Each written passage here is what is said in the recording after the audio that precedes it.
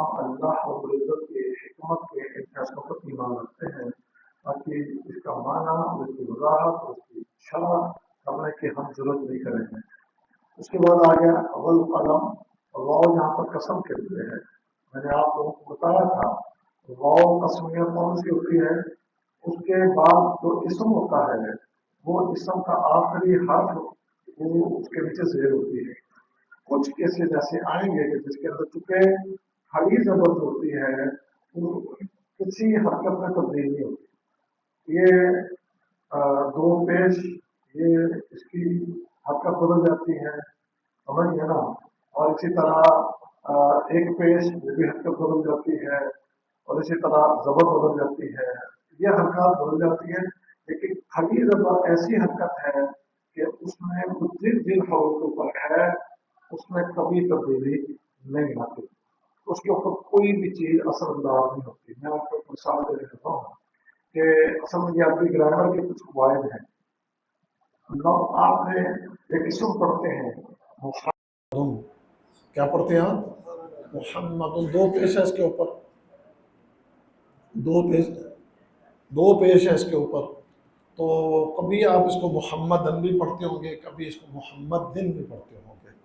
دو پیش، کبھی یہ دو زبر بھی بن جاتی ہے، کبھی یہ دو زیر بھی بن جاتی ہے، اور اسی طریقے سے کبھی ایک پیش والا حرف جو ہے وہ آپ دیکھیں گے کبھی وہ زبر میں بھی بدل جاتا ہے، کبھی وہ زیر میں بھی بدل جاتا ہے۔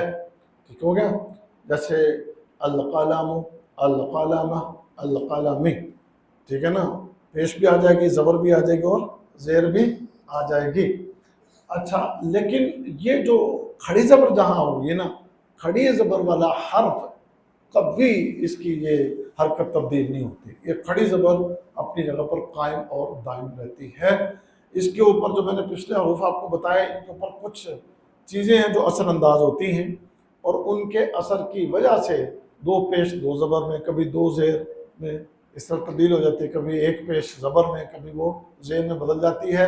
اس کے پیچھے کچھ اسباب ہوتے ہیں، وہ اسباب اس کی حرکات کو بدلتے ہیں، لیکن کھڑی زبر کے اوپر کوئی سبب اثر انداز نہیں ہوتا، اس لیے اس میں واؤ قسمیہ بھی اس کو اپنی جگہ سے نہیں ہلاتی، وہ ویسے رہتا ہے۔ والضحیٰ، سمجھ گئے نا، والضحیٰ وہاں پر کھڑی زبر ہے، لیکن اس کے علاوہ جو اسماء جن کی حرکات بدلتی ہیں وہ آپ دیکھیں گے کہ واؤ قسمیہ اس پر جب بھی داخل ہوگی وہ اس اسم کے آخری حرف کے نیچے زیر آ جائے گی، اور آپ کو پتہ چل جائے گا کہ یہاں واؤ کا معنی کیا ہے؟ قسم ہے۔ تو یہاں پر فرمایا نون والقلم، نون حروف مقطعات، والقلم قسم ہے قلم کی، قسم ہے قلم کی۔ آگے وما یسطرون، اور جو، وما اور جو، سطر یسطر، سطریں، اردو میں آپ کا لفظ سطر، کتنی سطرہ دا قرآن ہے، کتنی سطریں لکھی، تو یہ سطر کیا ہوتی ہیں؟ جو لائنیں ہوتی ہیں، اور لائنیں کیا ہوتی ہیں؟ جو لکھی ہوئی ہوتی ہیں، تو یہ اور اس کی جو وہ لکھتے ہیں، جو وہ لکھتے ہیں، یعنی قسم ہے قلم کی اور اس کی جو وہ لکھتے ہیں۔ آگیا ما انتا، ما یہاں پر اس کا معنی نہیں، انتا، انتا میں نے ضمائر آپ کو پڑھائی اس لیے اس دن تاکہ آپ کو جب مجھے بار بار بتانا نہ پڑے آپ کو، یہ اب آپ کو حفظ ہو گئے ہوں۔ انتا کا معنی تو، بنعمت ربی کا، بنعمت ربی کا، اپنے رب کی نعمت کے ساتھ، اپنے رب کی نعمت کے ساتھ، بمجنون دیوانہ، مجنون دیوانہ اردو کا لفظ ہے، آسان لفظ ہے، تو آپ اپنے رب کی نعمت ہے آپ کے اوپر کہ آپ دیوانے نہیں، آپ کے اوپر رب کی نعمت ہے کہ آپ دیوانے مانتا نہیں ہیں، آپ بنعمت ربی کا، اپنے رب کی نعمت کے ساتھ، بمجنون دیوانہ۔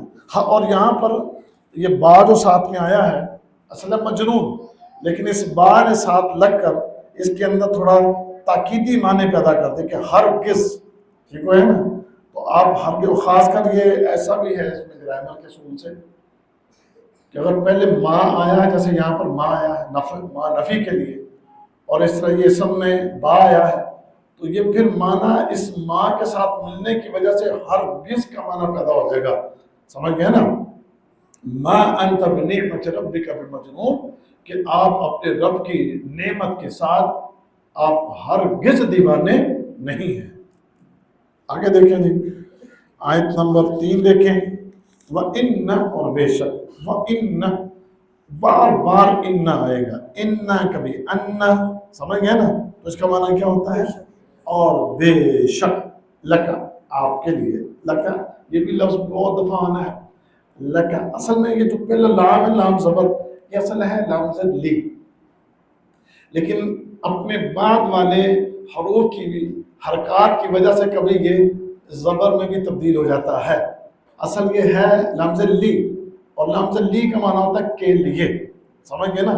لیکن یہاں لکا پڑھنے میں آسانی نہیں ہے، تو قرآن میں یہ بھی بڑا اسلوب ہے کہ جہاں پر آپ کے پڑھنے میں کوئی لفظ میں دقت پیدا ہو، اللہ نے اس کو آپ کے پڑھنے کے لیے آسان کر دیا ہے۔ تو اس کا لکا تھوڑا پڑھنے میں تھوڑی اس میں دقت ہو سکتی تھی، اس کو کر دیا گیا لکا۔ تو کیا ہے؟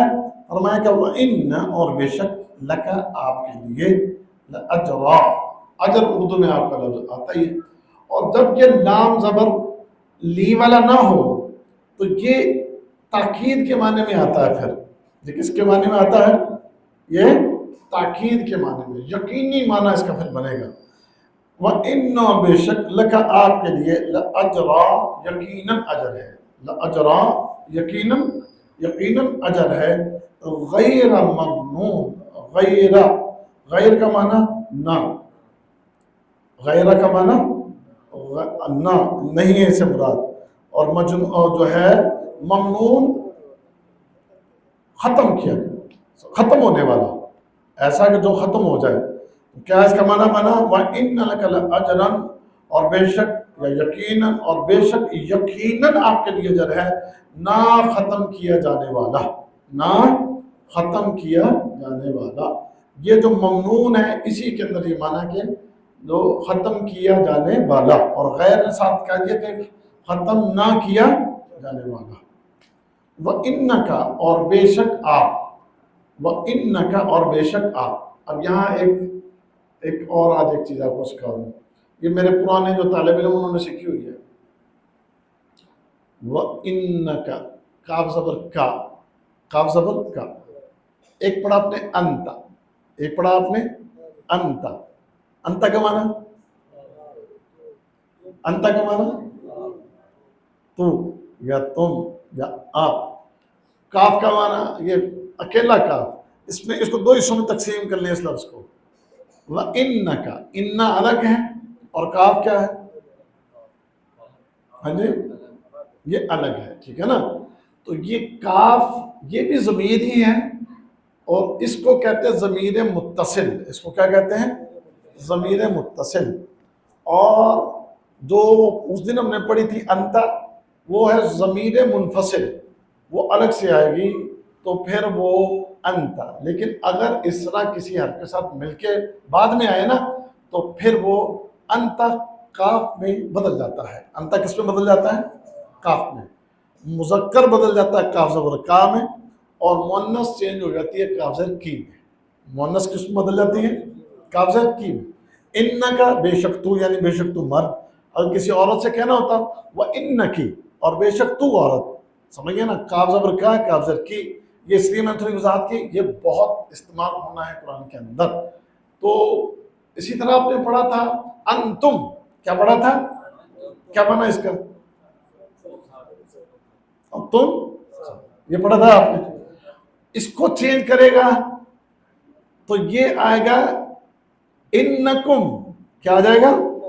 یعنی کاف زبر کا واحد کے لیے ہے اور جمع کے لیے ہے کم، کیا آ جائے گا؟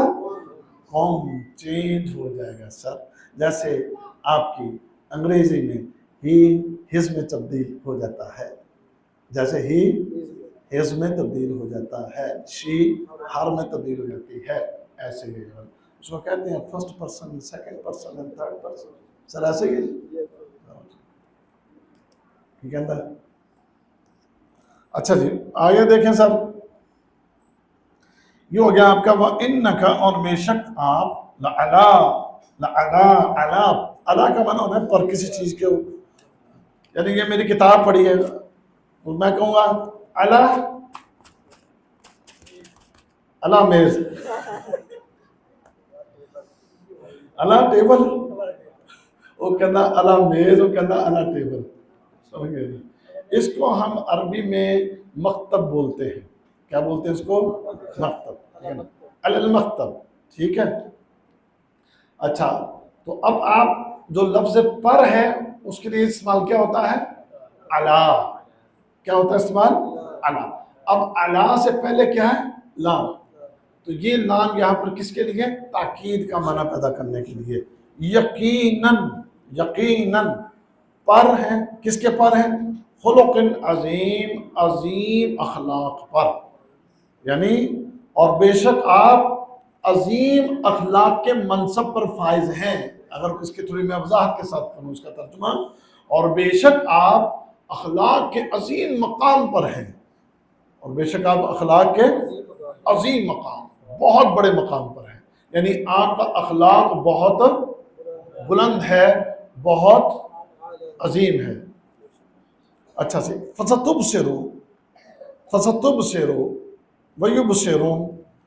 اب یہ فَسَتُبْصِرُ، اس میں فا کا معنی الگ ہے، سین کا معنی الگ ہے، تبصر اس کا معنی الگ ہے. فا کا معنی پس، سین کا معنی ان قریب. تبصر اردو میں یہ لفظ بصارت، بصیرت، اسی سے یہ تو کیا آئے گا معنی؟ جی بالکل. فَسَتُبْصِرُ پس ان قریب آپ دیکھیں گے، وَيُبْصِرُونَ اور وہ بھی دیکھیں گے. یعنی جب ٹائم آئے گا اللہ کی طرف سے تو پھر اس وقت میں، آنے والے وقت میں سارے معاملات کھل جائیں گے. آپ بھی ان قریب دیکھ لیں گے اور وہ بھی دیکھ لیں گے. کیا دیکھ لیں گے؟ بِأَيِّكُمُ الْمَفْتُونَ. بِأَيِّكُمْ آ گیا کم، وہی جو میں ابھی آپ کو بتا رہا تھا. یہ انتم چینج ہوا ہے کس میں؟ کم میں تبدیل ہوا. بِأَيِّكُمْ تم میں سے کون المفتون فتنے میں ڈالا ہوا ہے. مفتون کا معنی اردو کا لفظ مفتون، فتنہ اردو کا اسی سے ہے. بِأَيِّكُمْ تم میں سے کون المفتون فتنے میں ڈالا ہوا ہے. اتنا رکھ لیں، باقی پھر انشاءاللہ. اب اس کی تھوڑی سی وضاحت میں کر دوں، وہ بھی سن لیں آپ. میں نے آپ کو بتایا کہ نون کا اس کی وضاحت کی دوبارہ ضرورت نہیں. والقلم اللہ نے قسم کھائی، اور اللہ سبحانہ و تعالی وہ بادشاہ ہے، وہ خالق ہے، وہ مالک ہے، اور جیسے چاہے جس کی چاہے وہ قسم کھائے.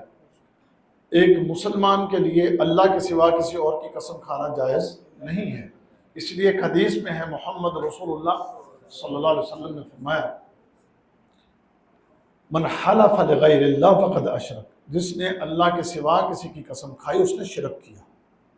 ہمارے یہاں معاشرے میں تو یہ بڑا ہے نا، مجھے اپنے بچوں کی قسم، مجھے آپ کے سر کی قسم، مجھے اپنے فلاں رشتے کی قسم، مجھے اپنے فلاں یعنی ماں باپ کی قسم. اور کئی وہ اپنے زیادہ تر بہت ایموشنل ہو جاتے ہیں، اپنے بچوں کی قسم. سمجھ گئے نا؟ تو یہ قسمیں شریعت کے اندر بالکل جائز نہیں ہے. یہ شریعت میں بالکل جائز نہیں، بلکہ اس کو کیا قرار دیا گیا؟ شرک قرار دیا گیا ہے. قسم اگر کھانی ہے جس کسی نے بھی، تو وہ کس کی قسم کھائے گا؟ اللہ سبحانہ و تعالیٰ کی قسم کھائے گا. مخلوق کی قسم نہیں کھائے گا. لیکن اللہ وہ جس کی چاہے قسم کھائے. اللہ سبحانہ و تعالیٰ جس کی چاہے قسم کھائے. اچھا، اب جو اللہ جس چیز کی قسم کھاتا ہے اس کے پیچھے یقیناً کوئی راز ہوتا ہے، اور یقیناً جس کی قسم کھائی جا رہی ہے یا تو خود سے بہت بڑی چیز ہے، یا پھر اس سے کوئی بہت بڑا کام لیا جاتا ہے، یا کوئی بہت بڑی وہ نشانی ہوتی ہے. تو اب یہ جو قلم ہے یہ کیا ہے؟ اس پوری مخلوق میں اللہ نے سب سے پہلے جس چیز کو تخلیق کیا تھا وہ کیا تھی؟ وہ قلم تھی. ان اولا سب سے پہلے خلق اللہ، جو اللہ نے تخلیق کیا القلم، وہ کیا ہے؟ وہ قلم. سب سے پہلی چیز اللہ نے قلم تخلیق کی. پھر اس کو امرہ ان یکتب، پھر اللہ نے قلم کو حکم دیا کہ وہ لکھے. کل شیء یکون، کہ ہر وہ چیز جو ہونے والی ہے. تو لہذا مفسرین کہتے ہیں کہ اس قلم سے وہ مراد جو اللہ نے تخلیق کی، اور پھر اس قلم کو اللہ نے حکم دیا کہ اے قلم تو لکھ.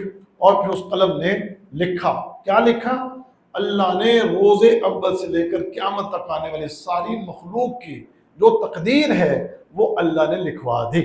اور حدیث میں ہے کہ انسانوں کی مخلوق کی پیدائش سے 50,000 سال پہلے اللہ نے سارے تقدیر کے معاملات قلم سے لکھوا دیے. تو سب سے پہلی مخلوق قلم ہے، اور اس قلم کو اللہ نے لکھنے کا حکم دیا، اور اللہ نے اس قلم کے ذریعے تقدیریں لکھ دی. اب وَمَا يَسْطُرُونَ، اور جو وہ لکھتے ہیں، اب لکھتے ہیں کیا لکھتے ہیں؟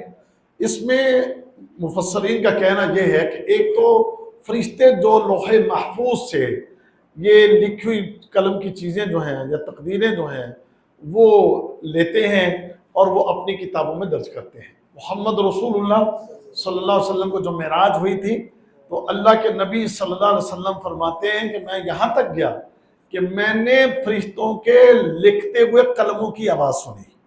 میں نے فرشتوں کے لکھتے ہوئے قلموں کی آواز سنی. تو وہ فرشتے جو لکھتے ہیں یہ وہ سطریں ہیں کہ جو فرشتے لکھ رہے ہیں، وہ سطریں بھی کہ جو لوح محفوظ میں ہیں، اور لوح محفوظ سے فرشتے جو سطریں لکھ رہے ہیں وہ بھی اس سے مناد ہے. اور بعض مفسرین نے یہ بھی نقل کیا کہ جو کوئی بھی اللہ کے دین کو سنتا ہے اور سنتے ہوئے لکھتا ہے، یہ لکھنا بھی اس کے اندر شامل ہے. یعنی اللہ کے دین کی چیزیں یہ لکھنا یہ بہت بڑی سعادت کی بات ہے. اب تو چونکہ جدید دور ہو گئی، ریکارڈنگ ہو گئی، آپ نے لکھنا ہی نہیں، اور ہمیں اب یہ عادت بھی نہیں، اور آسا آسا قلم چھوٹتا جا رہا ہے. اب سب کچھ فنگر ٹپس کے ساتھ جو کچھ ہو رہا ہے، موبائل کے اوپر نوٹس بن رہے ہیں، موبائل کے اوپر یا کمپیوٹر کے اوپر، لیپ ٹاپ کے اوپر ہی ہم سارا کچھ کر رہے ہیں. لیکن قلم کو استعمال کرتے رہنا چاہیے، اس کو لکھنا چاہیے بندے. میں آپ کو ایک چیز سمجھاؤں کہ اگر آپ ترجمے کو اچھی طرح یاد کرنا چاہتے ہیں تو آپ اس کو لکھ کے یاد کیا کریں. آپ یقین جانیے کہ آپ کو بہت اچھے سے یاد ہو جائے گا جب آپ اس کو لکھ کر یاد کریں گے. ہر آیت لکھیں، اور ہر آیت کو لکھنے کے بعد آپ اس کا معنی جو ہے ایک دفعہ دیکھ کر لکھ لیں، اس کے بعد پھر اس کو زبانی لکھنے کی کوشش کریں. اور جب آپ یہ کریں گے، یہ اس لکھنے کی برکت سے آپ کو اس کے معنی یاد ہو جائیں گے انشاءاللہ. تو لہذا قیامت تک آپ جو کوئی بھی لکھے گا، اور خاص کر دین کا لکھنا، اللہ نے سمجھیں کہ اس کی بھی قسم کھائی ہے. اللہ نے اس کی بھی قسم کھائی ہے.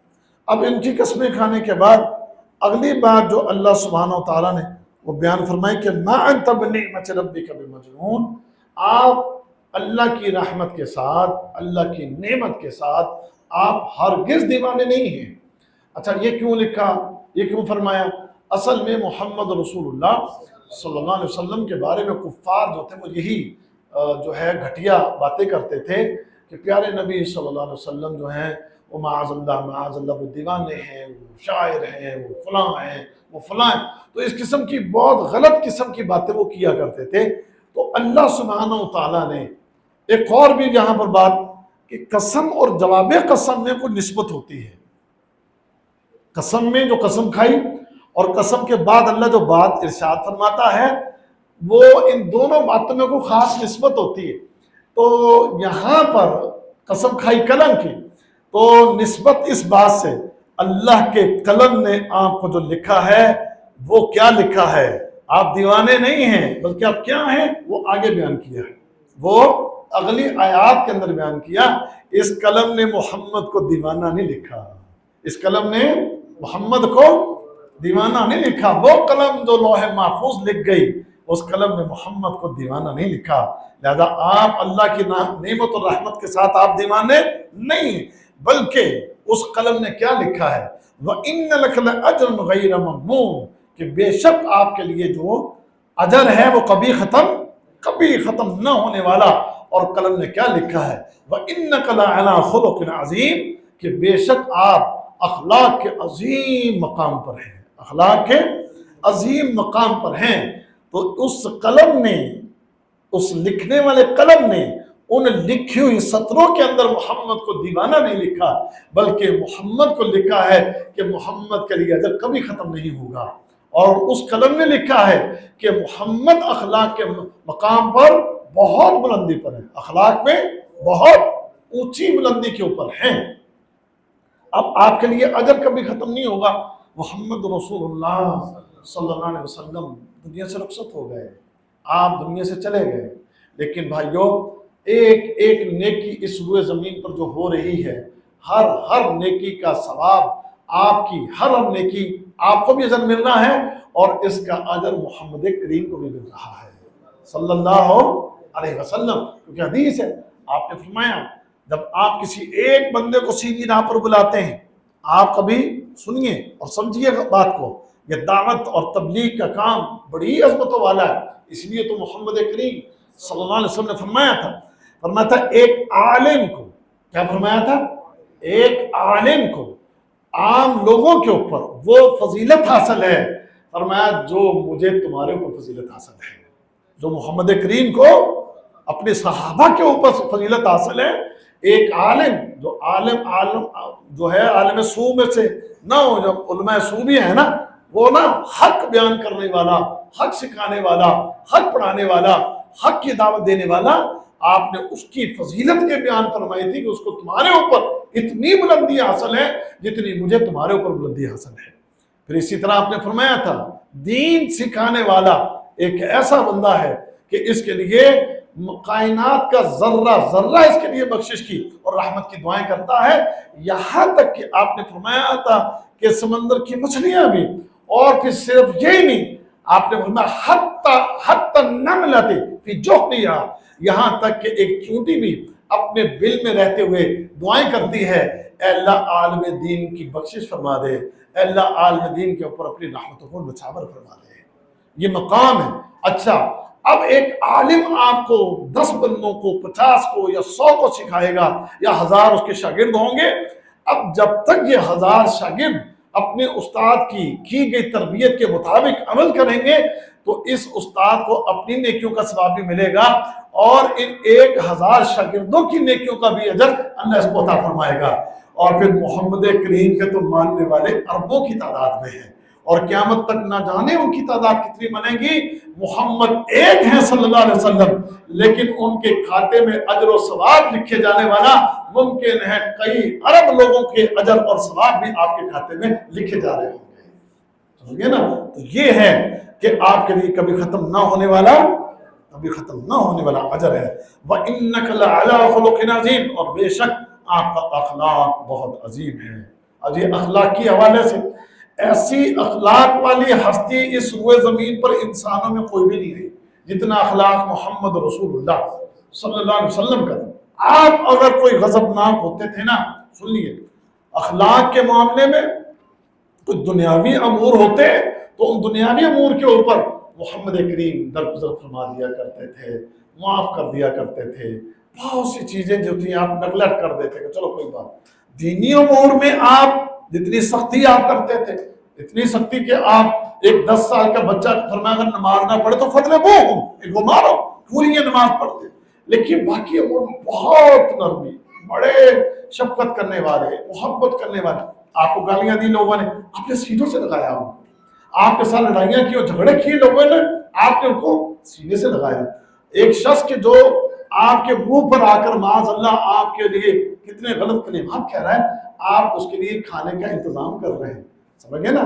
جیسے ثمامہ بن عثال کا ایک واقعہ بڑا مشہور واقعہ ہے کہ اس کو جو صحابہ نے مسجد نبی کے ستون کے ساتھ باندھ دیا تھا تو اپنا چہرہ کبھی یوں پھیل لے کبھی یوں پھیل، اللہ کے نبی فرمایا مجھے دیکھ تو صحیح، کہتا میری نظر میں معاذ اللہ آپ کے چہرے سے زیادہ برا چہرہ کوئی نہیں ہے، میں آپ کو دیکھنا نہیں چاہتا، آپ اپنے چہرے کو ان سے دور کر لیں آپ۔ لیکن اللہ کے نبی گھر میں فرما رہے میرے مہمان کے لیے کھانا تیار کرو، سمجھ گئے؟ تو یہ ہے اخلاق، عظیم اخلاق۔ تو یہ عظیم اخلاق اس پوری انسانیت میں کسی اور کو حاصل نہیں ہوا جو اللہ سبحانہ وتعالیٰ نے محمد رسول اللہ صلی اللہ علیہ وسلم کو عطا فرمایا۔ پھر فرمایا فَسَتُبْصِرُ وَيُبْصِرُونَ بِأَيِّكُمُ الْمَفْتُونُ، القریب آپ بھی دیکھ لیں گے اور یہ بھی دیکھ لیں گے کہ آپ سب میں سے کون فتنوں میں ڈالا گیا ہے۔